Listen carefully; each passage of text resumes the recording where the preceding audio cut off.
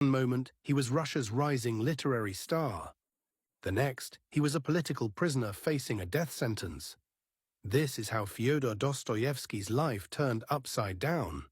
When Dostoevsky published Poor Folk in 1846, the literary world exploded. Russia's top critic, Vissarion Belinsky, called him the next big thing. Dostoevsky went from an unknown writer to a celebrated genius overnight. But fame comes with pressure, and his next novel would make or break his career. Dostoevsky's follow-up novel, The Double, was ambitious, but critics hated it. The same people who praised him now turned against him. This rejection sent Dostoevsky into deep self-doubt, and he withdrew from the literary spotlight, looking for a new purpose. By the late 1840s, Russia was boiling with revolutionary ideas.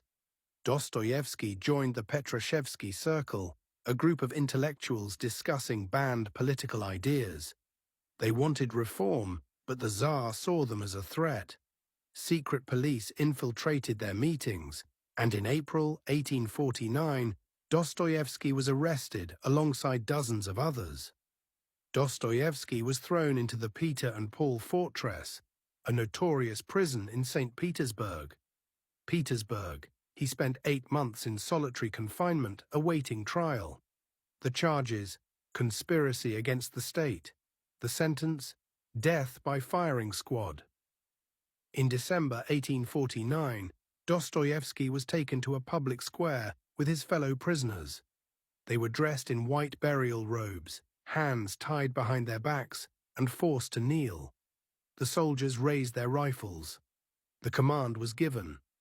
But before they fired, a messenger arrived. The execution was called off. The Tsar had faked the execution as a cruel psychological torture. Instead, Dostoevsky was sentenced to 4 years of hard labor in a Siberian prison camp. From literary fame to near execution, Dostoevsky's life was no ordinary journey. Siberia would break him, but it would also reshape him. His suffering was far from over, but it was in exile that Dostoevsky would find the philosophy that made him immortal.